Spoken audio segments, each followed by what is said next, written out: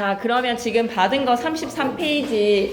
아, 이거 너무 쉬운데요 라고 해도 자연스럽게 넘어가줘야 되니까 담화부터 좀 살펴보고 가자. 일단 이런 내용 했다라는 거에서 읽고 그냥 읽고 넘어가도록 할게요. 총정리 때 이건 조금 강조를 해보고 필기가 필요해요.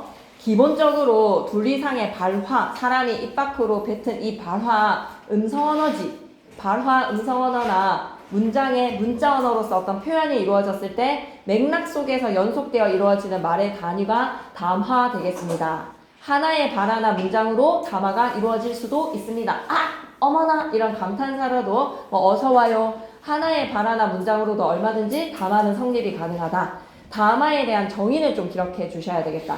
발화나 문장이 연속되어지는 말의 단위, 담화가 되겠습니다. 발화나 문장들이 모여서 적절하고 자연스러운 담화를 이루기 위해서는 내용적인 측면에서 통일성을 갖춰야 되고, 진짜 중요하네. 통일성에다가 동그라미. 글 하나에는 주제가 몇 개, 글 하나에 주제 하나가 통일성이야. 통일성 밑에다가는 글 1, 주제 1. 글 하나에는 주제가 하나, 통일성.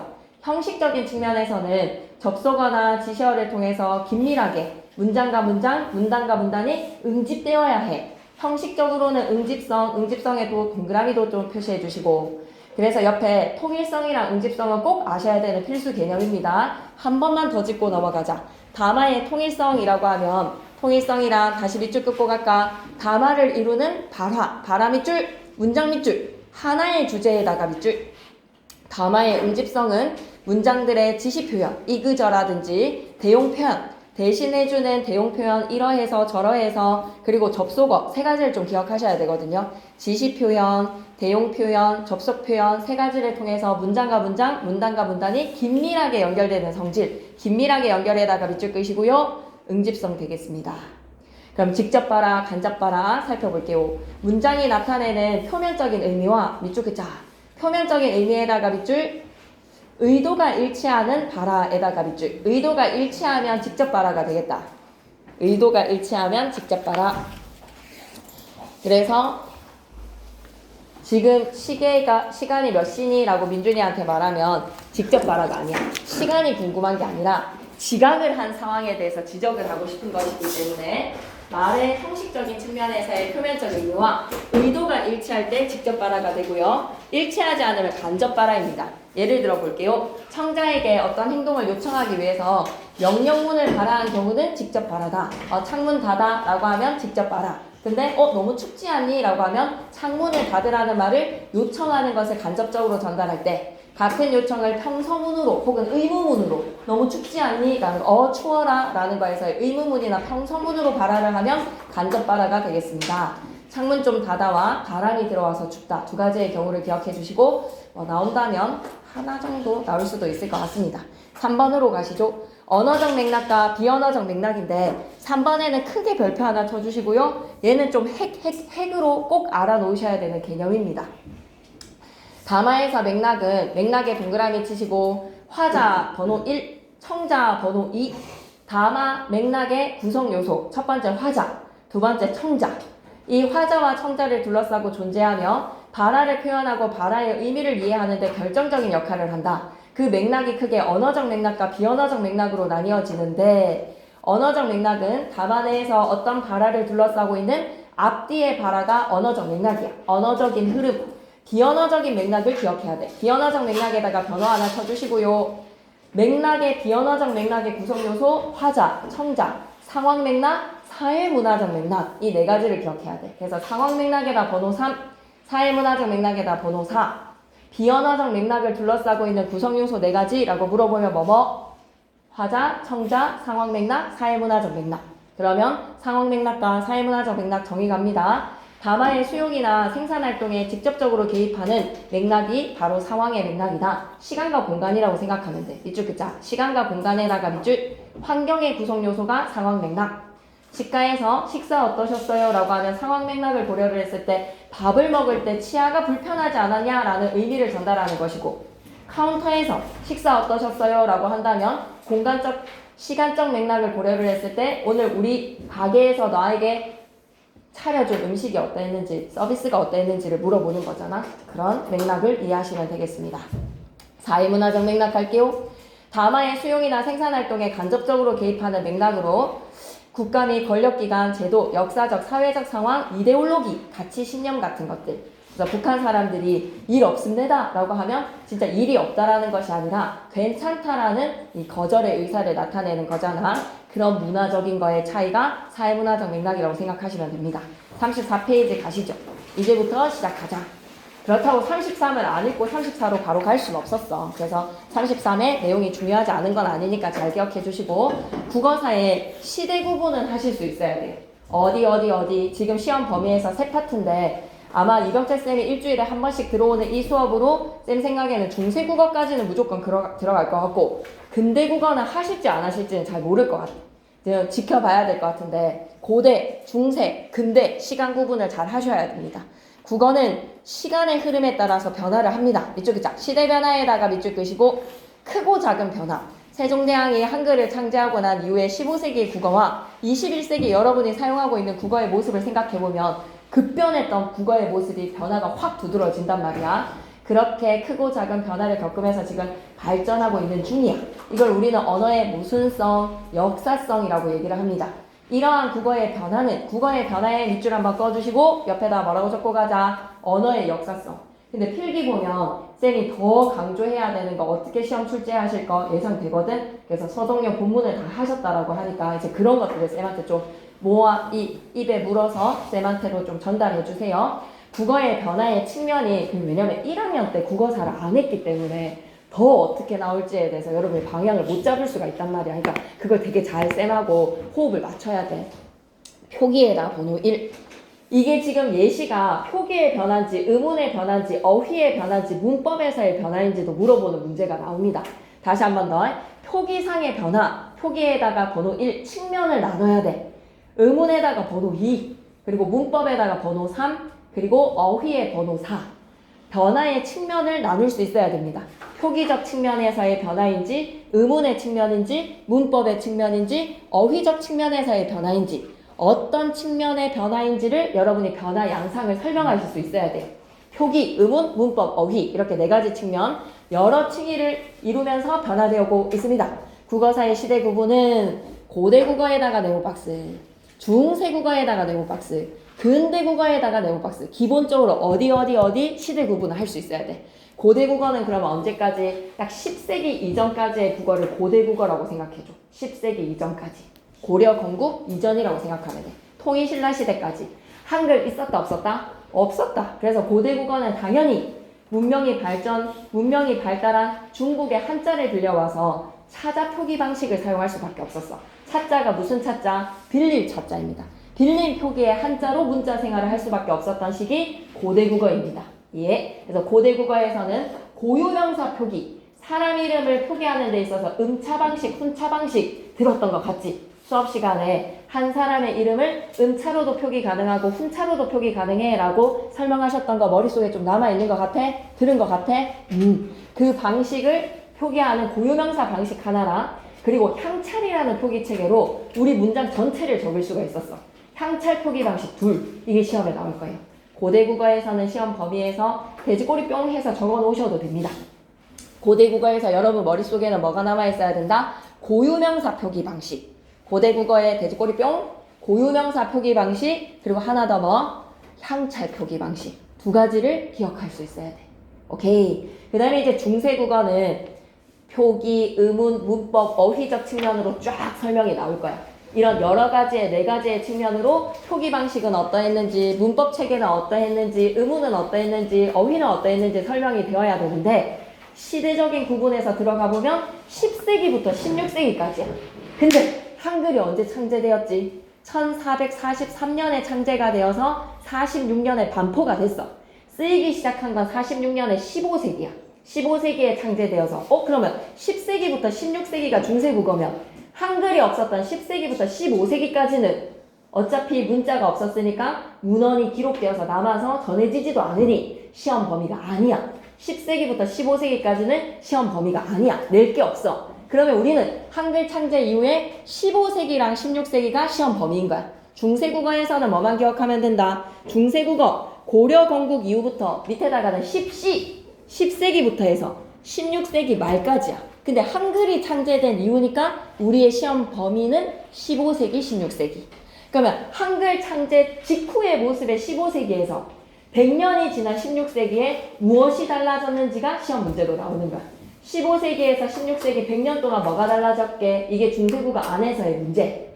그리고 근대국어는 여기까지 좀 시험 범위 나가기가 무리일 것 같은데 또 나가신다면 또 하실 분이니까 근대국어는 17C, 18C, 19C야. 그런데 18세기, 19세기를 잘 비교하지는 않아. 그냥 15, 16이랑 17을 비교해. 그러니까 우리는 100년 단위로 비교할 수 있으면 돼. 15세기에서 16세기, 이렇게 변화 겪었네. 중세에서의, 후기에서의 초반의 모습의 한글 창제 직후에서 100년 지나서 16세기 이렇게 변했네. 근대로 갔더니, 와, 이렇게 크게 변했네. 중세랑 근대는 더 크게 변하겠지. 그래서 15세기, 16세기에서의 변화, 15, 16에서 17세기로 갔을 때의 변화. 이걸 여러분이 공부하시는 내용이다 라고 생각하시면 됩니다. 고대국어에서는 고유명사 표기 방식, 향찰 표기 방식. 중세국어에서는 15, 16. 근대국어에서는 17세기. 이렇게 구분하실 수 있으면 됩니다. 그럼 시험 문제는 자료가 던져지겠지. 그러면 소학원회가 딱 던져졌는데 문헌이 기록된 연도가 1569년이야. 그러니까 몇 세기 국어의 모습을 알 수 있어. 소학원회라는 이 지문을 탁 줬을 때 보기 박스에 소학원회가 탁 주어졌어. 근데 소학원회 가로 열어서 1569야. 그러니까 몇 세기 국어라는 걸 눈치채면 되지? 16세기 국어라는 걸 생각하면서 16세기 표기 방식, 16세기 의문, 16세기 문법, 16세기 어휘 이런 걸 자료 안에서 예시로 갖고 오는 거야. 무슨 말인지 아시겠습니까? 그런 내용들의 출제 방식이라고 생각하시면 되겠습니다. 근대국어는 17C, 18C, 19C까지 땡. 그리고 현대국어는 쌤의 20세기, 그리고 여러분의 21세기까지. 오케이. 현대국어는 시험 범위 안 나오겠지. 고대국어만 오늘 확실하게 하고 가도 시험 범위에 다 따라잡아. 그래서 쌤 생각에는 중세국어가 이번 주에 좀 잘 나가고 나면 다음 주에 좀 쫓아가는 거에서 좀 필기가 있으면 쌤이 훨씬 더 딱딱 짚을 수 있을 것 같습니다. 표기는 곤란하게도 한글이 없다. 찾아 표기 방식이 없다. 한자를 빌려에다가 밑줄 끄시고 음성 언어는 코리안인데 문자 언어는 없어서 중국 거를 갖고 와가지고 표기를 했다는 거야. 한자를 빌려서 표기를 하는 방식이었다. 음성 언어랑 문자 언어가 일치하지 않는 시기였다. 고유명사 표기 방식은 지명이라든지 사람의 이름이라든지 하나의 고유한 대상을 표기를 할 수밖에 없었어. 왜? 한자 가지고 문장 표기를 하기에는 좀 불가능했던 시기인 거야. 우리가 아이디어가 찾아 표기를 어떻게 하면 우리 문장을 표기할 수 있을까까지 닿지를 않아서 뭐만 표기하면서 살았다는 거야? 고유명사 정도만 표기하면서 살았던 시기. 고유명사 표기는 두 가지의 방식이 가능했어. 한자의 음을 빌려서 음차식도 가능했고 음에다가는 번호 1, 음차식, 뜻에다가 번호 2, 훈차식. 그러니 여러분 노트에다가 이름을 적으려고 하면 뭐의 방식? 나는 음차식 표기에서의 이름도 적고 훈차식 이름의 표기 방식도 적고 여러분의 이름을 적을 수 있는 방식이 두 가지가 있었다. 음차식이냐 훈차식이냐 마음에 드는 걸로 적어놔도 되고 아니면 두 가지 다 적어놔도 되고 오케이 네 그렇게 두 가지의 표기 방식이 있었다는 게 너무 중요하다. 해석해볼까? hil소 어찌나에서의 소나는 금천이고 백성군의 사산 사람이다 라고 되어 있는데 이거 가지고 이제 한자를 막 적어주시면서 설명을 하셨을 것 같아. 수능 특강에서 보면 좀 이해가 어려우니까 쌤이 오늘 준 한 장짜리의 컬러 프린트로 넘어가 볼까? 고대 국어 되겠습니다. 고대의 국어 생활을 보니 고유명사의 표기하는 명사의 방식이 한자를 차용했다라는 거야. 소나라는 사람의 이름은 혹은 뭐라고도 읽을 수 있다.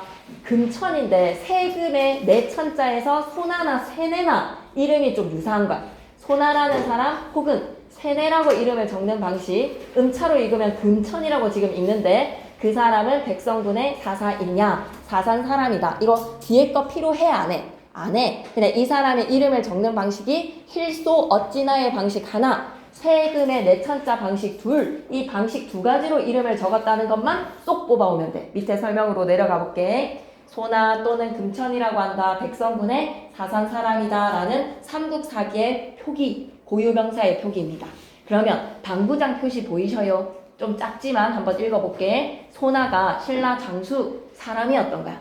사산이라는 지역에 이 사람이 백제와의 경계로 많은 전투가 있었던 지역의 장수로서 살았다라는 거지. 오케이, 뒤에 거는 됐어. 그냥 이런 사람이 진짜 살아서 백성군 사산 있냐라는 표기가 전해진다는 거야. 할머니의 설명을 들어보자.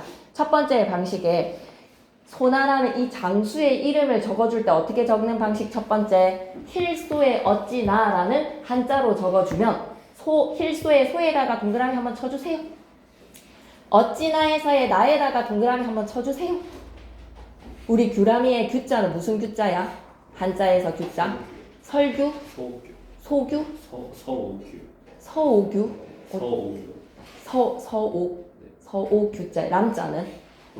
볼람자. 갈람할 때 람자겠다, 그지? 그러면 볼람자 갖고 오는 거에서 람자도 무슨 방식? 음차의 방식이잖아. 근데 우리가 볼이라고 읽어버리면 훈차의 방식인데 람이라고 읽는 방식으로 지금 우리 전부 다 무슨 방식 사용하고 있어? 음차식으로 한자 읽고 있지. 음차식으로 아름다울 가짜에 어질 현자거든. 그래서 가형. 다 음차식의 방식으로 한자를 생각하지 아름, 어질이라고 읽지 않아. 쌤 이름을 아름, 어질이라고 읽으면 무슨 방식? 뜻에서의 훈차 방식인데 가연이라고 읽으면 무슨 방식? 음차의 방식이 되는 거지. 이해되십니까? 여기까지. 그러니 힐소의 어찌나의 방식은 뭐라는 거? 음차 방식이라는 걸 아셔야 돼요. 오케이. 음차라는 거 기억해 주시고 세금의 내천자는 금천이랑 소나는 하나도 안 닮았잖아.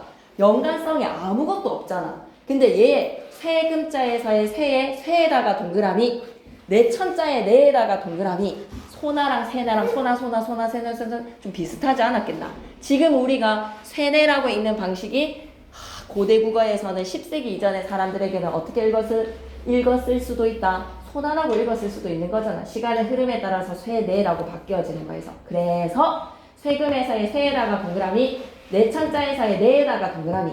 그러면 세금에다가 내천자로 적으면 이 사람은 지금 이름, 자기 이름 무슨 방식으로 적은 거야? 훈차의 방식으로 적은 거야. 오케이?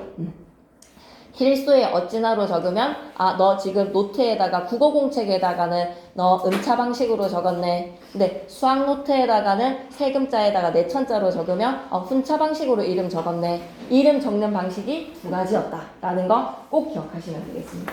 괜찮나요? 여기까지. 오케이. 그럼 할머니의 망풍선부터 우리가 지금 고대에 살고 있지 않기 때문에 그때 사람들이 지금의 한자를 어떻게 발음했는지도 모르는 거야. 세금의 내천자에서의 세네를 어떻게 발음했는지 10세기 이전에 미이라를 깨워서 이 한자 읽어주세요 할 수가 없으니까 밑줄 한 번만 긋고 가자. 어떻게 발음했는지 정확하게는 알지 못합니다. 에다가 밑줄. 근데 세네랑 소나가 꽤나 유사한 발음이었을 것이라. 근데 이번에 할머니의 설명 다만 대강의 발음을 추측할 수 있을 뿐이야. 그래서 세 번째 할머니의 설명 힐소의 어찌나를 지금 소나라고 여기 읽고 있지만 옛날에는 세네나 소네나 좀 비슷하게 세네랑 좀 비슷하게 세나라고 읽었을지 소네라고 읽었을지 모를 일이야. 발음 역시도 시간의 흐름에 따라서 달라지곤 하니까. 밑줄 끌까? 발음은 시간이 흐르면 달라지곤 하니까에다가 밑줄. 그래서 소나가 소네라고 읽어질 수도 있고 세네라고 읽어질 수도 있고 발음을 알 길이 없다. 그렇지만 한 가지 사실은 할머니가 확신하실 수 있대. 5번으로 가보자. 5번에다가 별표를 좀 쳐주시죠. 힐소의 어찌나에서의 소나나, 세금의 내천에서의 세네나. 그때 사람들이 한자를 빌려서 고유명사를 표기를 할 때 힐소의 어찌나라는 음차의 방식의 소나나, 세금의 내천에서의 훈차의 세네의 방식, 의미나 뜻을 이용하는 두 가지의 방법을 사용했다라는 거야. 두 가지 방법을 사용해다가 밑줄 이걸 왜 이렇게 강조하지? 라고 하면 이거는 한 문제가 나오는 거야. 음차식의 표기인지 훈차식의 표기인지 이거는 한 문제 나올 거야. 읽을 때 소나라든지 세네 어쨌든지 동일한 발음이었다는 거지. 밑줄 그자.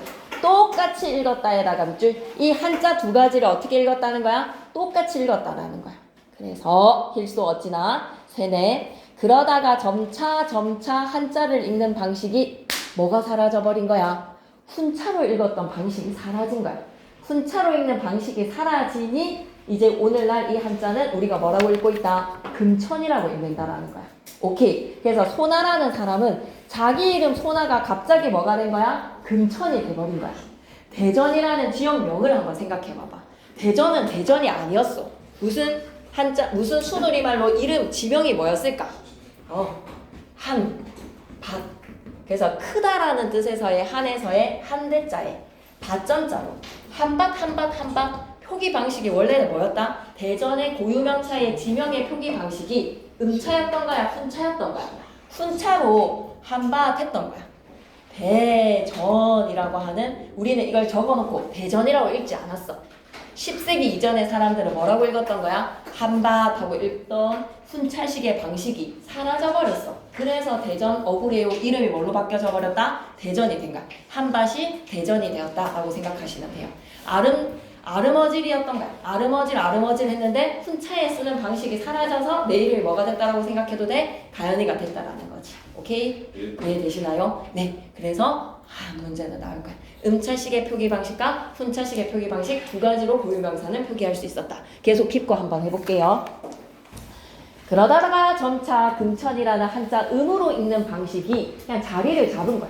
훈으로 읽는 방식이 사라지면서 모든 고유명사, 지명과 인명이 전부 다 아름, 어질이 가연이가 되었다. 한밭이 대전이 되었다라고 생각하시면 됩니다.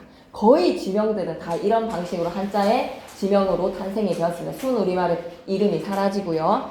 이것도 예시 들었을 것 같기도 한데 이 예시는 들지 않으셨나요? 오케이. 그러면 알아두기로 내려가 볼게요. 고유명사의 표기 방식 다시 한 번만 더 정리해보면 옛날 조상들은 국어를 표기할 고유한 우리의 한글이 없었다. 문자체계에 문자 언어가 없었기 때문에 그 당시 중국에서 들어온 한자를 가지고 국어를 표기를 했다. 초창기에는 한자를 이용해서 고유명사와 같은 단어를 국어식으로 표기했다. 밑줄 글자. 한자를 이용해서 고유명사와 같은 단어를 국어식으로 표기에다가 밑줄 우리식으로 국어식 표기. 근데 그 유형이 크게 두 가지. 무슨 방식이 있었다고요? 한자의 의미는 버리고 음만 따오는 필소의 어찌나에서의 음차 방식. 한자의 대신에 뜻으로 표기를 해주는 뭐의 방식? 훈차의 방식 두 가지가 있었다는 겁니다. 예? 그러면 만점 노트로 가시지요. 한자 차용의 이유, 고유의 문화 및 전통에 대한 기록의 필요성이 인식이 되어서 맞아. 뭔가 사람들이 남기고 싶은 거야.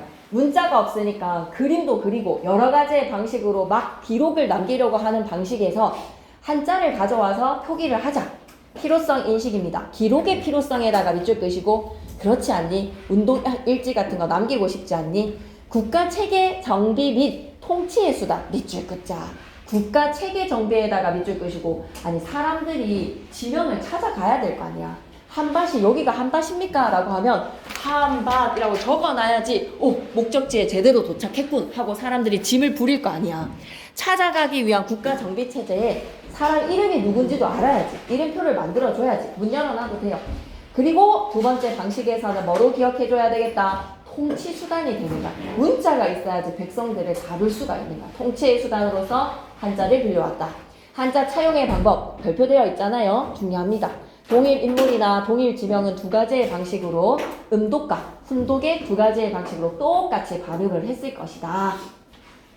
한자의 전파 읽어놓으면 좀 여러분이 이해하는 데 도움도 되고 해서 쌤이 좀 읽겠습니다. 한자가 우리나라에 들어오기 시작할 때는 전한, 후한이라는 교체기에 해당이 되는데요. 바로 그때 중국 문자가 우리나라에 알려졌기 때문에 언제 전한시대와 후한시대에 전해졌기 때문에 한자라고 부릅니다. 한의 시대에 전해졌기 때문에 한자라는 이름으로 전해지지요. 그 한자는 이후에 삼국에 전파가 되면서 고구려 백제의 경우에는 4세기 무렵에는 이미 일반화가 되었고 백제의 왕인 등이 일본에 건너가서 이를 또 전수해줬습니다. 일본의 한자를 전해준 것이 백제인들이다. 신라의 경우는 6세기 초부터 고유명사를 시작으로 급격한 한자화 작업을 진행을 했는데 진흥왕 순수비라든지 임신서기석이라든지 한자의 사용이 빈번합니다. 그래서 이런 기록들이 이제 우리가 보는 문헌들이 되는 거죠. 플러스 2에서 내려오시면요. 한자 차용에 의한 우리말 표기의 방식을 한자를 쓰다가 이제 향찰이라는 문자 체계를 똑똑한 신라시대 사람들이 만들기 시작했어. 신라시대 때, 신라 때에다가 밑줄 끄시고 음차의 방식과 훈차의 방식 두 가지의 방식이 이미 고유명사 방식으로 자리 잡아 있었으니까 이걸 좀 이용을 해보자는 거야.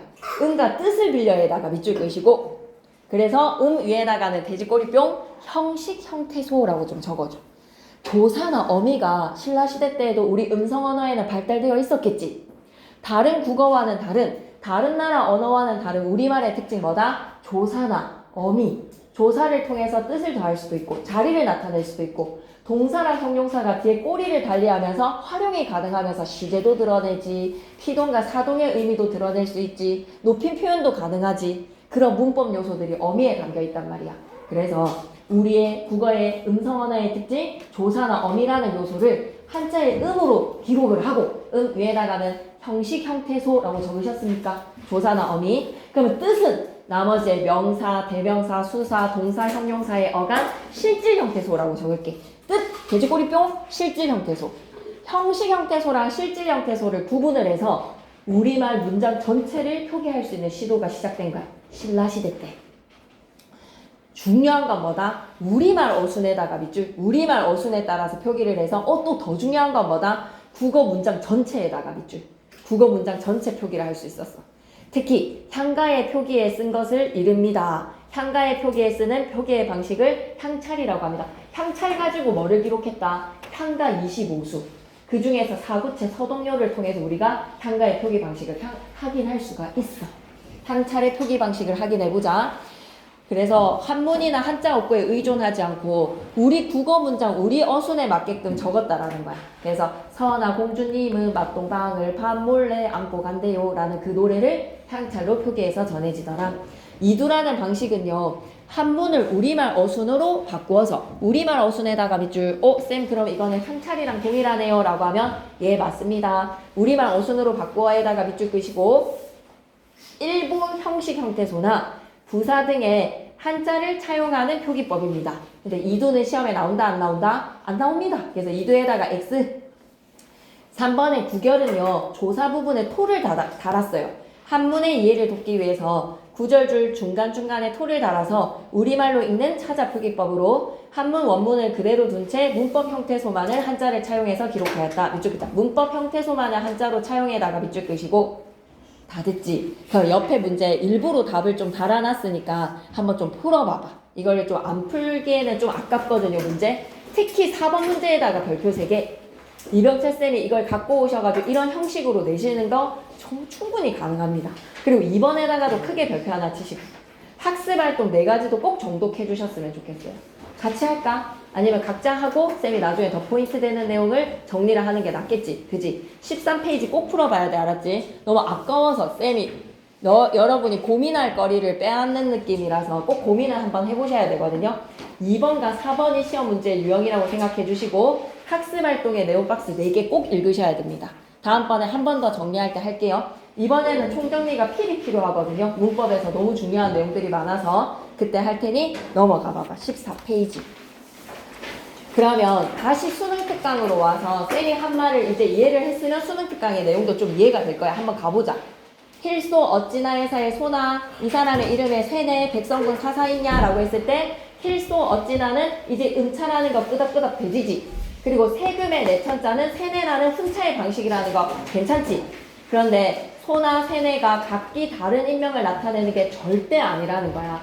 소나나 세네는 동일한 한 사람의 이름을 2가지의 방식으로 표기를 했다는 걸 기억해 줬으면 좋겠어.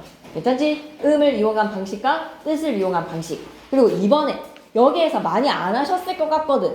이두나 구결은 내실 안 드셨을 것 같아. 필기를 확인을 할 건데 향찰 가지고 좀 설명을 하셨을 것 같아. 3번의 향찰에다가 별표. 그래서 칠판에 서동요를 막 사구체 향가를 갈기신 거지. 서나 공주님은 이걸 한자로 막 쫙쫙쫙 착할 선자 공공자 해가지고 하지 않았습니까? 적어주신 거 같죠? 맛동방을 기억이 좀 일치했으면 좋겠네. 적어주신 거 같지? 서동요만 4줄 적어주셨지? 본문. 오케이. 그러면 이두는 안 나와. 한자의 음과 뜻은 이두는 안 나와라고 했는데 막 이두, 향찰, 막 구결 이렇게 정의 내리는 걸로 객관식 나올 수도 있으니까 한 번만 읽고 갈게요. 알았죠? 한자의 음과 뜻을 빌리는 건 동일합니다. 음과 뜻을 빌려에다가 밑줄. 그런데 우리말의 밑줄 긋게. 우리말의 문장 구성 방식에다가 밑줄 긋이고 이건 우리말 어순이야. 그래서 한문 어순을 조정했어. 중국어 어순이랑 우리 어순이랑 다르잖아. 그리고 조사나 어미를 차자로 표기를 했다. 조사나 어미 차자 표기에다가 밑줄.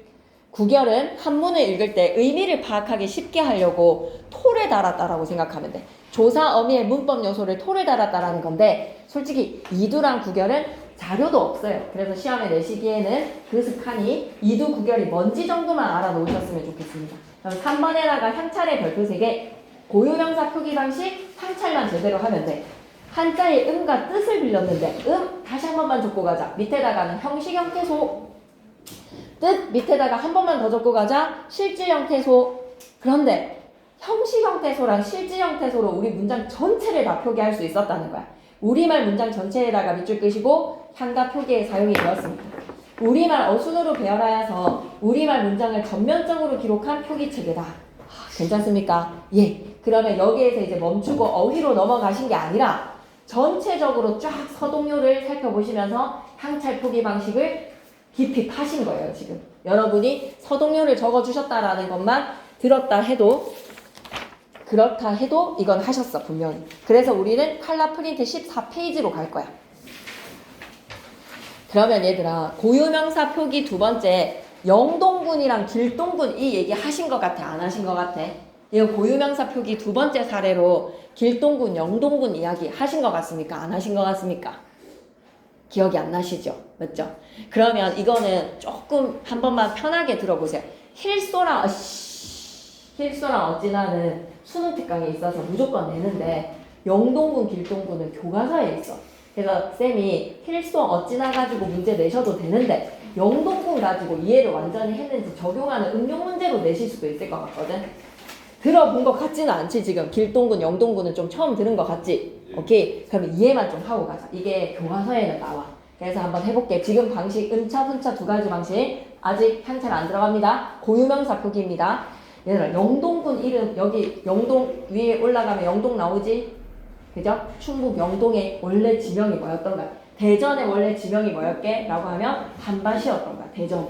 그럼 영동군은 원래 지명이 뭐였게? 길동군이었어. 원래 그냥 길동이라고 부르다가 영동이라고 똑같은 이유로 한밭에서 대전으로 이동이 되었던 것처럼 길동에서 영동으로 바뀌어진 거야. 한번 시작해볼게. 영동군은 본래 길동군이었다. 대전은 본래 한밭이었다 라는 것과 마찬가지입니다. 네, 경덕왕 때 이름을 고치는 계명이 되면서 금인지 지금처럼 뭐가 되었다는 거야? 영동군이 되었다는 거야. 경덕왕이 한밭에서 음차로 읽는 방식으로 사용하자. 이제 훈차로는 읽지 마라고 하면서 대전이 된 것처럼 얘도 길동이라고 훈차의 방식으로 길동이라고 적다가 훈차 방식이 사라지니까 자연스럽게 뭐로 읽게 된 거야? 영동군이 되어버렸어. 이거 이해하면 문제 그 어떤 게 주어져도 맞출 수 있을 거라고 쌤은 확신하거든요. 한 번만 잘 들여다보세요. 예. 영동군에서의 한자의 은과 뜻을 적어보면 기랄 영자입니다. 기랄 영자. 다시 한 번 더. 영동군에서의 영자의 뜻이 뭐라고? 길하다라는 뜻이야. 길하다라고 하면 무슨 뜻이지? 길하다. 여기 자리가 길하다. 너의 운명이 미래가 길하다 라고 하면 길하다가 무슨 뜻이지? 좋다라는 뜻입니다. 좋다. 그래서 영자를 한자에다가 찾아보시면 좋을 영자입니다. 길할 길자, 길할 영자. 한자가 뜻이 길하다라는 뜻의 의미 두 가지. 영도 있고 길도 있는 거예요. 그래서 영자에서는 길하다, 길다라는 뜻도 있습니다. 너의 미래가 길하다. 너 장수할 상이라는 게 아닙니다. 네 미래가 길하다라고 하면 오래 잘 살겠다라는 뜻에서의 장수의 길할 길자입니다. 그래서 밑에 기억 찾으셨어요? 분홍색, 핑크색 기억에 영동군 밑에다가 영자가 뭐라고 적혀져 있지? 길령이라고 되어 있지. 이게 길하다라고 적으시면 됩니다. 길하다. 좋다. 길할 영자의 영동군이 본래는 뭐였다는 거야? 길할 길자에서의 길동군이었던 거야. 길동군. 그러면 길할 길자에서의 길동군으로 읽었던 방식은 음찰입니까? 훈찰입니까? 길할 길자의 방식은 길에다가 동그라미 치시고 길 아래다가 동그라미 치지 마시고 길 아래 동그라미 치지 마시고 길에다가 동그라미 쳐서 무슨 방식이었던 거야? 얘는 음차의 방식이었던 거야. 이름을 적을 때 길할 길자로 적는 거의 방식은 음차의 방식이었어. 동자는 생각 안 해도 돼. 길이냐 영이냐만 두 가지만 따지면 돼. 동자는 어차피 같은 거니까 신경 쓰지 마. 길할 길자의 길자로 적는 방식은 음차의 방식 하나. 그 다음에 길 영자로 적는 방식은 그럼 뭐였던 거야? 길 영자로 적는 방식은 무슨 방식인 거야? 길 영자의 길에다가 동그라미 치시고 훈차의 방식이었던 거야. 두 가지로 적는 방식이 있었네. 힐소의 어찌나 세금의 내천자 두 가지로 이름 적는 소나의 이름 적는 방식 두 가지의 예시처럼 얘도 길 영자로 적는 훈차의 방식 하나, 길할 길자에 음차로 적는 방식 둘, 훈차, 음차 방식 두 가지가 있었어. 그런데 길영자로 적는 방식에서 야 이제부터는 훈차 방식 사라지고 무조건 음차 방식으로만 적을 거야 라고 하면서 이름이 뭐가 돼버린 거야? 길동군에서 영동군이 된 거야. 길자가 사라지고 영으로 읽어야 되기 때문에. 이해되니? 오케이. 그러면 문제를 옆에 문제 1번 문제에다가 별표 셋. 이거를 이해하는 사람은 다 이해할 수 있어. 1번에다가 별표 셋. 2번도 너무 중요한 거다. 2번에다가 별표. 대전이랑 똑같은 거다. 여러분이 이해하시고 쌤이랑 1대1 하면서 총정리 때 이거 한 번 더. 와 1번 2번 너무 좋은 문제예요. 1번 2번에다 별표 치시고 특히 1번에다 별표 셋입니다. 됐지? 그래서 영동군에서는 길영자 사용해서 훈차의 방식으로 길동군 읽었었는데 이제 훈차로 읽지 마 라고 하면서 이 지역의 이름이 뭐가 돼버렸다? 영동군이 되었다는 거야. 오케이? 그럼 경덕왕이 누군지 우리나라의 모든 관직 이름, 땅 이름을 한자어로 바꾸어라 라고 하면서 음차의 방식이 자리를 잡은 겁니다. 그리고 파란색, 이 손에 이렇게 넣고 있는 사람들 신화 옆에 파란색, 한자를 우리말에 맞게 음과 뜻을 빌려 쓰는 차자 표기 방식에서 한자의 뜻을 살려서 도금을 따라서 읽어주는 음차의 방식으로 모든 게 자리를 잡게 되니 한밭도 대전이 되어버리고 아름어질도 가연이 되어버리고 그리고 길동군도 뭐가 되어버렸다? 영동군이 되어버렸다. 오케이. 다 됐지? 그러면 한자를 이용한 방식의 1번, 2번 문제가 너무 중요해 보입니다. 그럼 종합적인 표기체계의 향찰로 이제 가감하게 넘어가 버릴게요.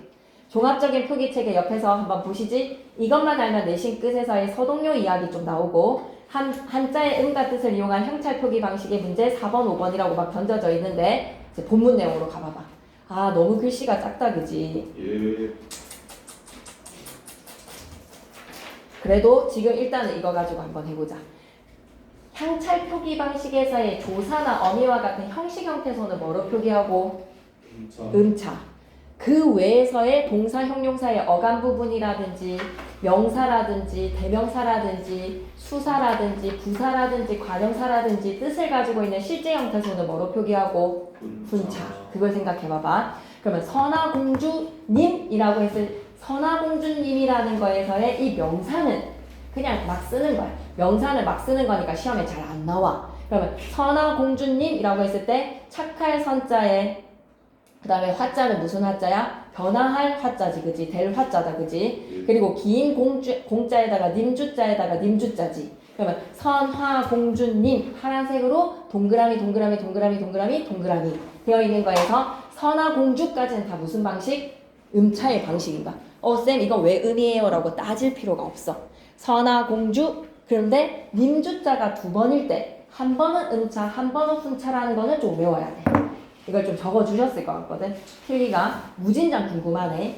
자 다시 한 번 더 똑같은 님주자인데 선화공주 할 때 주자는 음차의 표기 방식이고 님은 뭐를 빌려왔다? 뜻을 빌려왔다 라고 생각해야 돼. 알았지? 하나의 똑같은 님주자도 한 번은 음차 한 번은 훈차야. 뜻 외워야 돼. 그리고 이미 별표가 되어 있지. 선화공주님 은에서의 은에다가 별표가 되어 있는 이유가 뭘까? 왜 은에 별이 되어 있을까?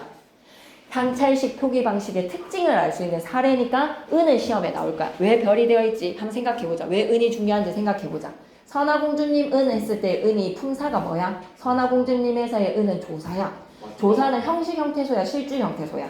형식 형태소지. 그럼 음을 빌릴까, 뜻을 빌릴까?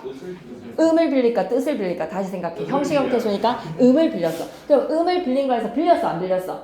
빌렸어. 그러니까 그 특징이 들어맞는 사례로 선화공주님 은에서의 은이 조사이기 때문에 형식 형태소이기 때문에 음차로 표기했어. 이거 봐봐 라는 거에서 증거가 될 수 있는 거야.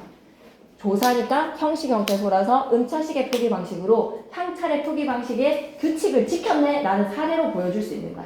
선화공주님 은에서의 은이 조사라서. 여기까지 이해돼? 진혁이 넥슬라이스로 이렇게 뒷목을 팍 쳐봐. 진짜 100점 맞겠다는 소리를 안 했으면 안 때리고 싶은데 팍 쳐버려. 선화공주님 은에서의 은 이해되지? 그리고 똑같은 민주자인데 음차, 훈차라고 두 가지 구분하는 것까지도 이해되지? 그 다음에 이제 되게 중요해. 남 몰래 결혼하고 라고 했을 때 남타자야. 그럼 남은 명사잖아. 남은 명사니까 뜻 빌릴까 음 빌릴까? 남은 명사니까 뜻을 빌려. 근데 이렇게 설명하신 것 같아? 칠판에다 적어놓고? 안 했다고? 왜? 그럼 칠판에 적어놓고 뭘 했지 대체? 작곡방 얘기. 작곡방 얘기? 작곡의 방? 작곡을 하는 방법. 작곡밥이요. 작곡밥을 만드는 방법? 그게 이거에서 갑자기 새어나가 버린 거네? 와. 근데 이걸 안 했다고? 이 얘기는 했지. 형식 형태에서 실질 형태에서 음과 뜻을 빌린다는 얘기는 했지. 진짜 너무하다. 지금 대체 학교에서 무슨 일이 일어나고 있는 건데 송설컵 때문에 잠시 작곡방이 아니고 정동왕에 대한 공부를 했어요. 병동왕이 이거 방식을 이렇게 했다라는 거가 그럼 이건 안 한 거 같아. 실질 형태 얘기 안 하셨는데 음차 방식 이걸 안 한다고? 근데 선화공주님은 본문에 적고 실질 방법 부분은 뭘로 하신 거 같아요? 뭘로 하고 얘기는 안 했어요. 진짜 이게 실질 형식 얘기를 했나 안 했나 우리 기억이 안 나는 거지 안 했다라고 확신하는 건 아니잖아, 맞지? 그러면 일단 한다. 왜냐면 한 차례 서동요를 본문에다 적은 거는 기억나지? 네. 그걸 본문을 적었으면 이걸 얘기를 안 할 리가 없기 때문에 일단 한다. 오케이? 자, 선화공주님에서의 은자는 조사이기 때문에 형식 형태소고 남이라고 하는 명사는 실질 형태소니까 뭐를 빌려왔다는 거야? 뜻을 빌려왔어. 이 규칙이 맞아 떨어져 지금. 그 다음에 몰래라는 말이 그윽하다라는 말이었어. 그윽지. 어간이 그윽이고 지, 엄이라고 생각해봐봐. 그러면 그윽지라는 거에서 어간의 그윽은 뜻을 빌리고 어미의 지는 음을 빌리고 규칙 맞아 떨어졌지. 남, 그윽지, 음까지 맞아 떨어졌지. 여기까지 이해돼? 그 다음에 결혼하고 라고 하면 결혼하다가 얼다였어. 얼다가 육체적 사랑이야. 그럼 얼다라는 어로님이라는 말에서 어로님이 또 뭐야? 내 남친이야. 그런 거에서 결혼하고 얼어두고 라고 하면 뜨듬뜨듬 하면 되겠지. 얼다가 어간, 어가 어미, 두가 어간, 고가 어미니까 얼어두고 어간어미 뜨듬뜨듬 되면 되지. 두 번째 줄이 완전 규칙이 맞아 떨어지는 거야. 남, 그윽지, 얼어두고. 남이라는 명사는 뜻, 그게 어간도 뜻. 그 다음에 그윽지에서의 지의 어미는 얼어두고는 뜨듬뜨듬. 어간어미 뜨듬뜨듬. 여기까지 이해돼서? 오케이. 맛동방을이라고 했을 때 맛동방은 중요하지 않아. 맛동방을에서의 을이 중요해. 을이 뭐이기 때문에 목적격 조사이기 때문에 형식 형태소. 목적격 조사인 형식 형태소는 음을 빌릴까 뜻을 빌릴까? 음을 빌리는 걸로 예시에 뭐를 가지고 왔다? 새 을자의 을자를 빌려왔어. 여기까지 괜찮아? 오케이. 다 왔어. 밤에라고 했을 때 밤은 또 명사야. 밤이 명사니까 뜻 빌릴까 음 빌릴까? 당연히 뜻 빌려야 되겠지. 그리고 밤에에서의 애는 조사야. 뜻 빌릴까 음 빌릴까? 그래서 뜨듬이 됐어. 뜨듬. 그 다음에 몰래라고 했을 때 몰이라는 거에서 선생님 왜 빌렸어요? 라고 하면 이렇게 규칙에 안 맞는 게 있다는 거야. 시험에 낼까 안 낼까? 규칙에 예외적으로 안 맞는 거는 잘 안 내. 몰래. 무슨 어떤 박사 방법이랑 어떤 박사 방법 해가지고 하나는 뭐 고한 얘기를 하면서 이제 그 분석해준 게 있어. 이 부분에서 두 가지 해석 비교적으로 두 가지의 해석을 비교를 하는 걸로 이렇게 뭘 가지고 그지? 네. 그냥 밤에 이게 해석이 이제 두 가지로 된다라는 거지. 네. 몰래라는 거에서 그 다음에 안고 가다라는 거 마지막 내고 있죠. 안고 가다라고 하면 뜨듬뜨듬 하면 되지. 어간어미니까. 그래서 뜨듬뜨듬 하는데 뜨듬뜨뜻으로 끝나. 뜨듬뜨뜻. 그래서 마지막 칸만 좀 예외야. 마지막 칸에 뜨듬뜨음으로 끝나야 되는데 뜨듬뜨뜻으로 끝났기 때문에 다자가 무슨 다자지?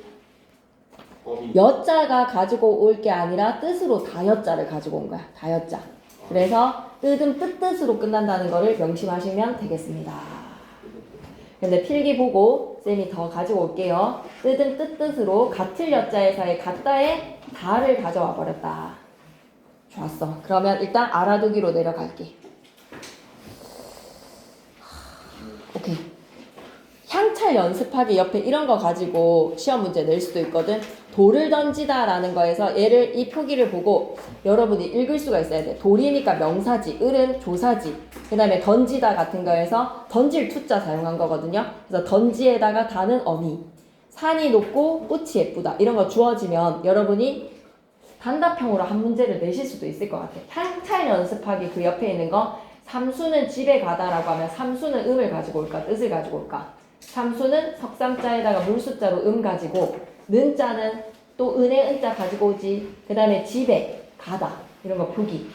요런 걸로 시험 문제 충분히 낼 수 있기 때문에 향찰 연습하기 크게 한번 별표 쳐놓을까? 이걸 가지고 기출문제 이런 문제들이 좀 있거든요. 김구기출에서 어떤 한자 한 줄 주고 이걸 향찰 표기 방식이니까 이게 뭔지 적어봐봐 라고 하니 뭐 어둠은 뭐를 낳고 아침은 뭐를 낳는다 이런 문장이 나왔었거든요.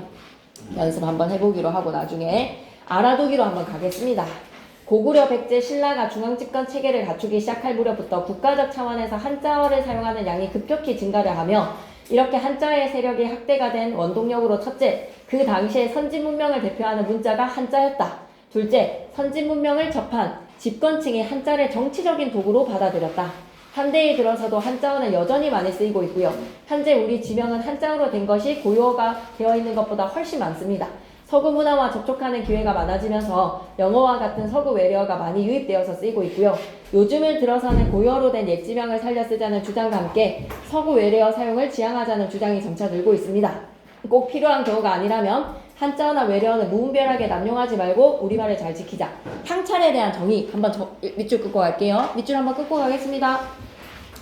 한자의 의미과 뜻을 빌려 우리말의 형태나 의미 요소를 전면적으로 기록에다가 밑줄 쭉, 문장 전체를 적을 수 있다에다가 문장 쭉, 고유명사 표기법과는 달라. 고유명사는 그냥 인명과 지명에서의 명사만 표기했다면 향찰 표기는 문장 전체를 표기할 수 있었어. 향찰은 겉으로 보기에는 한자를 나열한 것처럼 보이지만 실제로 신라인들이 이것을 보면서 한자로 읽은 것이 아니라 밑줄 그자 한자로 읽은 것이 아니라 우리말로 읽었다에다가 밑줄. 향찰은 한자를 빌려 쓸 수밖에 없었던 상황에서 우리 조상들이 고안해낸 기록 방식 밑줄 그자 가장 종합적인 체계에다가 밑줄 문장 전체를 기록할 수 있었던 종합적인 체계 방식입니다. 그러면 만점 노트로 가실게요. 고유명사는 이제 고유어였던 한밭이 음차에 읽는 방식으로 자리 잡으니까 훈차 이제 쓰지마 라고 하니까 한밭 이름이 뭐가 되어버린 거야? 대전이라는 한자어가 된 거야. 이렇게 우리 순우리말이 사라진 거야. 향찰의 표기체계는 실질 형태소의 체형과 용언의 어간은 뜻을 빌리고 형식 형태소의 조사나 어미는 뭐를 빌렸다? 음을 빌렸어. 문장 전체를 표기했다. 문장 전체 표기에다가 밑줄. 3번에 님주자 가지고 한 번의 님주자는 한자에 뭐를 빌렸지? 선화공주님이라고 했을 때 주자는 음이고 그 다음에 뜻에 또 님자를 빌렸잖아. 선화공주님에서의 음 빌리고 뒤에 거는 한자의 뜻을 빌리고 한 글자인데 음과 뜻 두 가지를 빌렸다는 거야. 그리고 4번도 중요해. 4번에다가 별표 이 은자에 스물은자네. 스물은자. 스물은자의 은자는 조사이기 때문에 은을 빌렸어. 보조사 은에다가 밑줄 음을 빌림에다가 밑줄. 그리고 5번은 음차식이냐 훈차식이냐를 구별하는 문제가 한 문제는 나올 수 있어. 5번 문제에다가 별표 하나 쳐주시죠. 4번 문제에도 별표 하나 쳐주시고 4번, 5번 좀 잘 봐주세요. 그리고 파란색 박스도 한번 봐주세요. 길동이라는 이름의 길알길자를 사용하는 방식은 뭐라고 생각하고 음차의 방식. 길령 사용해서 적는 방식은 무슨 방식? 훈차. 길령자로 쓰는 방식은 훈차의 방식, 길알길자 쓰는 방식은 음차의 방식. 그러다가 점차 훈차로 적는 방식이 사라지면서 영동군이 되어버린 거야. 괜찮지? 오케이. 그 다음에 이거 한번 봐봐봐. 고유어의 우세랑 고유어랑 한자의 경쟁에서 길동군이 아니라 영동군으로 자리를 잡았다라는 것. 오케이. 서동요에 대한 예시는 그냥 이거는 그냥 그러려니 해도 되겠지 뭐. 선화공주님을 모함했다 뭐 이런 얘기가 필기가 있으면 이건 좀 더 설명해 보도록 할게. 참요다 뭐 이런 이야기들이 있으면 어떻게 근데 필기와 수업을 했는데도 여러분의 머릿속에는 남아있는 게 없는 겁니까? 잡곡밥 때문입니까? 어떻게 그렇게 아무것도 안 남아있을 수가 있는 건가요? 그러면 일단은 여기까지. 그리고 옆에 있는 문제는 한번 풀어보기로. 그래서 가서 한번 수능 특강 펼쳐봐봐. 오늘 내가 한 거의 내용들이 필기랑 일치하나? 라고 한 번만 확인해봐줘. 알았지? 뭐 없는데요? 라고 하든지 뭐 좀 후기를 듣고 싶습니다, 여러분. 네, 이게 이제 출제 요소예요. 이렇게가 출제 요소가 되는 게 다시 수능 특강으로 돌아오시죠. 34페이지의 향찰에서 쌤 생각에는 돼지꼬리뿅 해서 서동요 본문 이야기를 하셨을 것 같다. 몰래라는 것이 뭐 음차냐 훈차냐 방식이다. 뭐 이런 식의 이야기를 했을 것 같습니다. 그 다음 고대국어에서 봐봐. 그러면 지금 보면 고대국어도 네 가지의 측면으로 나뉘어질 거야. 표기 방식의 측면, 어휘의 측면. 어휘는 중세국어의 어형과 일치하는 단어들이 많이 발견이 돼. 그래서 고대국어에서도 공주라는 단어가 있고 생사와 해성이라는 일반적인 한자어뿐만 아니라 왕생과 자비와 같은 불교계 한자어라든지 북과 먹이라는 외래어도 있었어. 몽골에서 전해지는 북과 먹 이런 몽골 이런 여진 이런 쪽에서 전해지는 외래어도 있었던 거야. 35페이지로 가보자. 중세국어에서 그러면 이렇게 고대국어가 끝나. 그럼 고대국어는 무조건 시험 문제는 뭐라고 생각하면 돼? 고유명사 표기 방식의 응차냐 훈차냐 영동군 하나 소나라는 사람의 이름 가지고 하나 두 가지 예시로 시험 문제 나올 수 있고 향찰은 서동요나 아니면 여러분한테 어떤 문장 주고 돌을 던지다. 그 다음에 뭐 아까 무슨 문장 또 있었지? 삼수는 집에 가다 뭐 이런 것들 예시 가지고 드릴 수 있는 겁니다. 그러면 이제 중세식 표기 방식으로 갈게요. 도로록 이제부터가 시작입니다. 중세국어는 표기에서 40분까지는 할 거야 인간적으로. 그렇게 힘들어하지 말아줘. 언제 이거 그러면 시험은 칠 건데 이건 어떻게 언제 공부를 할 거야? 표정이 굳었군 시안이. 오늘 좀 가장 슬픈 표정을 지었어. 종성을 표기하는 거에서의 방식이야. 종성으로 발음되는 자음의 종류가 8가지만 발음이 되잖아. 지금도 우리 생각해봐봐. 음절의 끝소리 규칙에 의해서 종성에서 발음이 되는 자음이 몇 가지만 발음이 될 수 있죠. 드르, 드르, 무브, 응 7개 자음만 발음이 되는데 중세 때는 종성에 몇 개의 자음이 발음이 될 수 있었다? 8개가 발음이 될 수 있었어. 밑줄 기자. 발음되는 자음의 종류가 8가지에다가 밑줄 가느다라 물방울에다가 시오까지 추가. 그럼 여기에서의 시사점이 있어. 생각해봐봐. 지금은 가느다란 물방울 7개만 발음이 되는데 이때는 가느다란 물방울에다가 시오까지 발음이 될 수 있었다는 것은 여기에서 어떤 의미를 도출해봐봐. 쪽 뽑아낼 수 있는 의미는 뭐다? 디귿과 시옷의 종성의 발음이 현대국어는 어떻게 읽지? 이것도 B시고 이것도 B시지. 아 이건 좀 들은 게 기억나나? 대답을 좀 잘하는데 이건 좀 수업 시간 하신 거 같나? 근데 왜 서동요는 기억 못하는데? 그러면 얘기해줘 뭐 했는지. 빛과 빛. 오늘날에는 발음이 같다 다르다? 같다. 똑같이 빛이라고 있고 똑같이 빛이라고 있습니다. 근데 중세 때는 어땠게? 달랐다는 거야. 디귿과 시옷이 다르게 발음이 되었다는 거야. 15세기의 사람을 미이라를 깨워가지고 아저씨 이거 읽어주세요 라고 하면 빛. 이거 아저씨 읽어주세요 라고 하면 다르게 읽는 거야. 어떻게 읽을지 디귿과 시옷의 종성 자리에서의 발음은 뭐 이렇게 읽었을까? 다르게 읽는 거야. 오케이. 네. 그래서 시사점 중요합니다. 드랑스의 발음이 달랐어요. 그러면 디귿에다가 동그라미 치시고 시옷에다가 동그라미 치시고 쑥 묶어서 뭐라고 필기해 놓으셔야 돼요? 서로 다른 발음. 종성 자리에서 서로 다른 발음이다. 너무 중요합니다. 그러다가 이렇게 서로 다른 발음으로 8가지의 발음을 발음할 수 있었는데 받침도 이 자음을 나타내는 자음들로 표기하는 것이 원칙이었다. 그럼 종성 표기 자음을 나타내는 자음들로 표기하는 것이 원칙이었다. 이거 뭐라고 부르게? 그러면 민준이가 맞춰줘. 이걸 무슨 규칙이라고 하게? 종성에서 8개만 발음할 수 있다. 이걸 뭐라고 부르게? 팔종성 표기 방식이라고 합니다. 옆에다 이 자음을 나타낸 자음들로 표기하는 것을 원칙으로 한 옆에다 뭐라고 적는다? 팔종성이라고 좀 적어줘. 팔종성. 그런데 종성 표기 방식 위에다가 좀 적을게. 종성부용 초성이라는 거 필기하신 것 같습니까? 민준이가 이거 들었는지 종성부용 초성이라는 말 하신 것 같아? 종성부용 초성? 한 것 같아? 종성부용 초성? 기억이 안 나? 안 했다고? 진짜 들은 기억은 안 나. 진짜 들은 기억은. 그래, 이거 필기를 좀 보면서 내가 진짜 해야 되겠다라는 필요성을 많이 느낍니다. 훈민정음 창제 직후 종성에는 초성에 오는 애들은 전부 다 표기를 해서 발음을 할 수 있었다라는 원칙이 창제 직후에는 적용이 됐어. 그래서 종성, 구용, 초성. 종성은 다시 쓸 수 있다. 뭐를? 초성을. 초성에 오는 애들은 다 올 수 있었다는 거야. 그래서 사맞다라는 단어의 표기가 사맞디 아니할세. 종성부용 초성일 때는 사맞다라는 동사에 통하다라는 동사의 종성 자리에 뭐가 치읓이 되어서 표기를 하다가 10년 지납니다. 훈민정음 창제 직후에서 한 10여 년 지나고 나서는 팔종성이 자리를 잡아서 사마디 아니할세라는 시옷의 표기를 하는 예시를 보여요. 문헌에서의 기록에. 사맞다가 치에서 시옷으로 발음이 바뀝니다. 표기 방식이 바뀝니다. 그래서 훈민정음 창제 직후 종성부용 초성 그러다가 몇 종성으로? 8종성으로 중세 자리 잡아서 8종성이 되고요. 그러면서 근대 시기에서는 몇 종성으로? 디귿과 시옷이 서로 다른 발음이었었는데 어떤 디귿의 발음이 자리 잡으면서 표기는 뭐가 남게? 종성 자리에 표기는 뭐로 했게? 시옷으로 표기를 해. 디귿으로 표기하지 않고 시옷으로 표기를 하는 몇 종성? 7종성으로 갑니다. 수능 특강 근대 국어에서의 표기 방식에 7종성이 나와 있어요. 여러분이 학교 가서 올라가서 확인하셔도 되고 세미나 진도 나갈 때 7종성까지 갈 겁니다.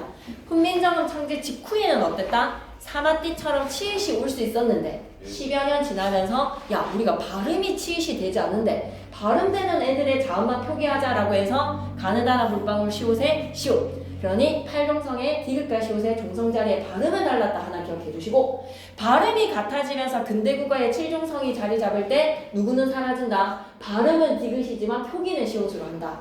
라는 것까지 알아두시면 될 것 같습니다. 일단은 얘까지는 안 알아도 되지만 8종성 이전에 종성부용 초성이 있었다는 거는 하나 알아둘 필요는 있다. 오케이. 그리고 두 번째, 이어적기의 표기 방식. 이어적기는 어떤 경우에 한정이지? 뒤에 모음으로 시작하는 조사나 어미가 왔을 때 이어적기인 거야. 이어적기가 아무 때나 이어적기가 적용이 되는 게 아니야. 뒤에 모음으로 시작하는 조사나 어미가 와서 그대로 연음해서 적어주는 방식이 무엇이다? 이어적기 아닙니까?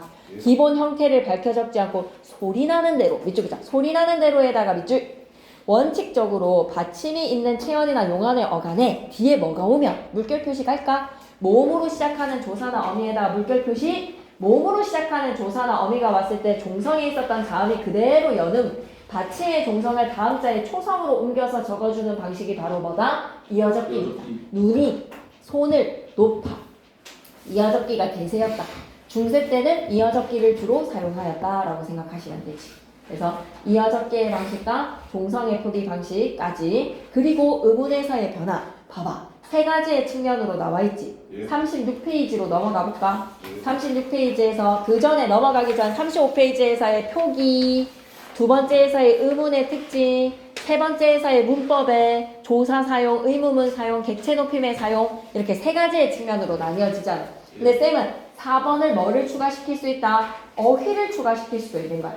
그때 사용했었던 어휘와 지금의 어휘가 어떻게 다른지. 오케이, 힘들어하고 있다는 건 충분히 쌤이 느끼고 있어. 그래서 오늘 딱 적절한 양에서 끊어줄 거야. 35페이지로 와봐봐.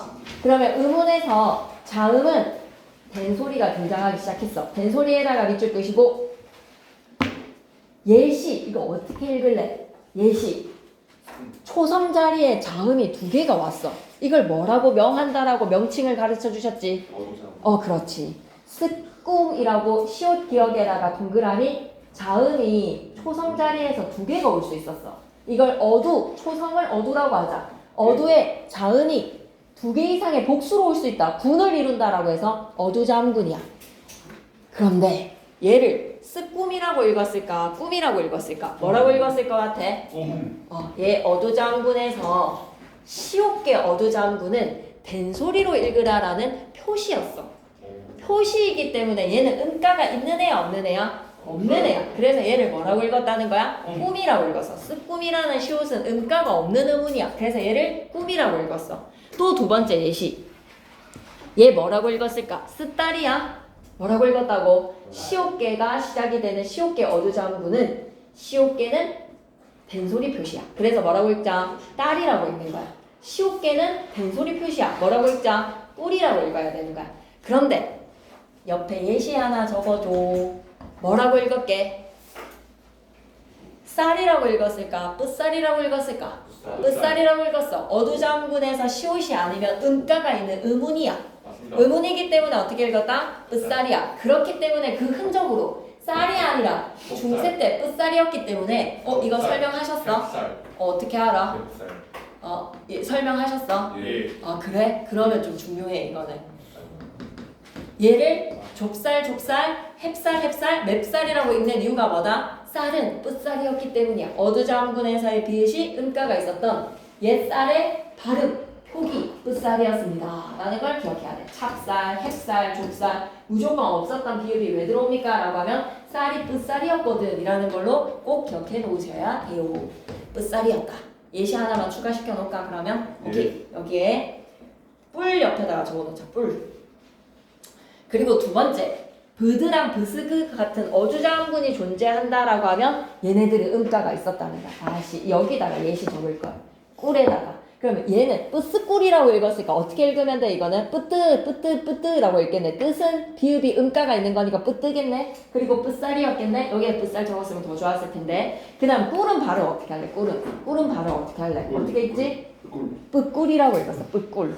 맞아. 시옷은 된소리의 표시지 음가가 없어. 시옷은 음가가 없으니까 어떻게 읽는다고? 뿌꿀인 거야. 뿌꿀. 뒤에를 된소리로 발음하기 위해서는 시옷을 적어주는 거야. 뿌꿀. 오케이. 그 다음에 3번에 사라진 음음, 순경은 비읍가, 반침, 현대국어에 없는 자음이 쓰였다.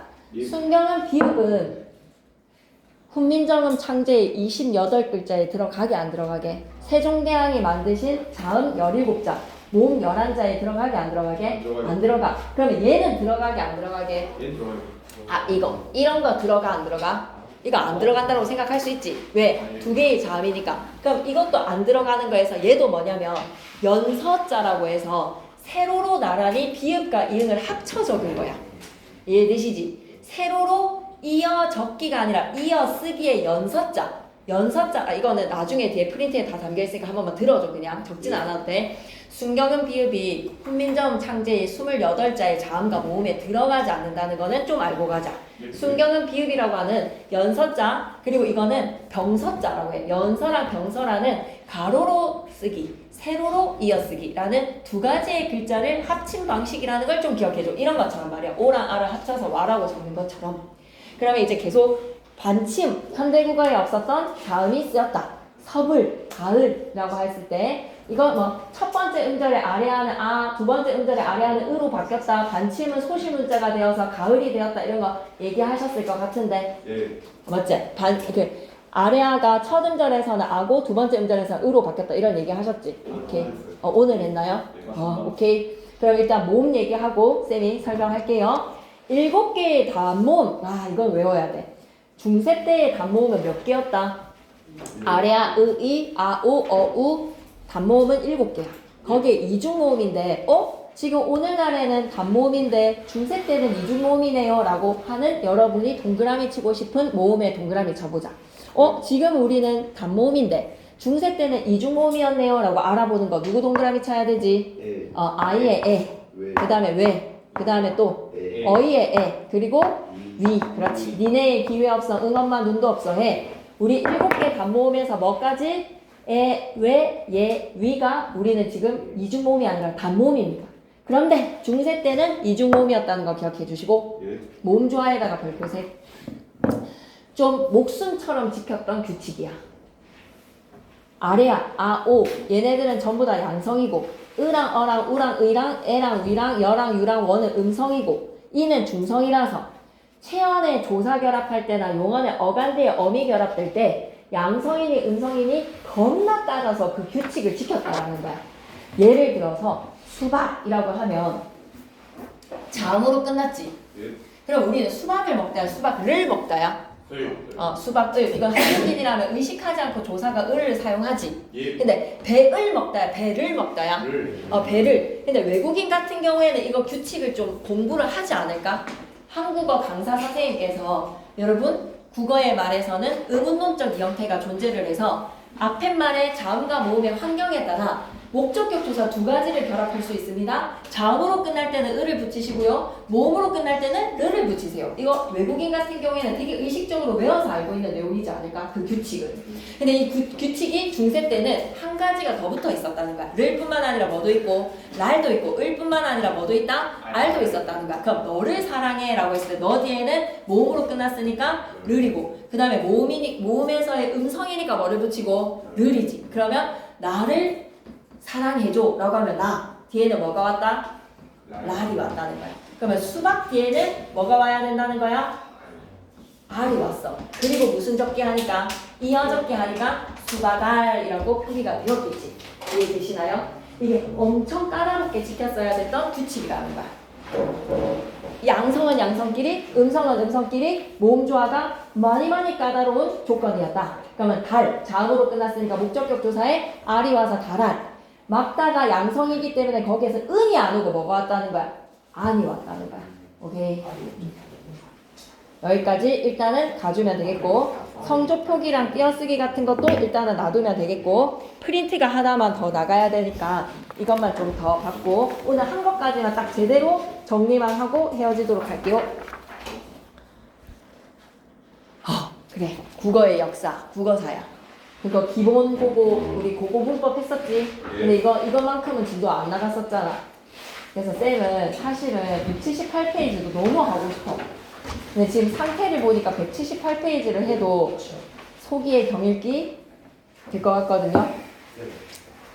중간고사 범위 중복이에요. 중복이에요. 중복이냐고? 중간고사 범위? 그렇게 말씀하셨어, 누적이라고? 그걸 학원 때문에 들은 내가 들은 바가 없다 아직. 178페이지도 너무 하고 싶어. 근데 훈민정음 창제 원리는 아직 설명을 안 하신 것 같거든. 근데 이걸 알고 나면 엄청 이해가 잘 돼. 이 다른 내용들이 되게 이해가 잘 돼. 자음과 모음. 근데 지금 상태가 이걸 설명할 수 있는 상태가 좀 아니라서 다음번에 할 건데 중3 때 했던 거야. 중3 때. 중3 때 천재노나 천재박이나 중학교 때 했던 거 기억나지? 다음은 천지는 본뜨고 발음기가는 본뜨고 했던 거 기억나지? 가획의 원리 기억나지? 그래서 이걸 좀 알아놓으면 정말 많이 이해가 돼서 다음에 컨디션 좋을 때 첫 시작으로 이걸 할 거야. 시작할 때 이걸 하면 여러분이 잘 들을 것 같아. 그래서 이런 것들 꼭 좀 해야 되거든. 178 들어가요? 뭐라고? 시험법에 훈민정음 들어가요?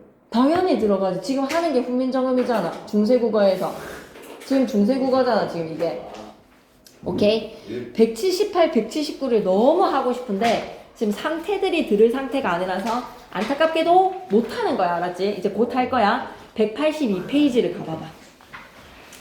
182페이지가 오늘 한 내용이 자음의 변화랑 모음의 변화랑 모음 조화야. 다 지금 했던 내용들이 다 나왔지? 그리고 183페이지에 표기의 변화까지.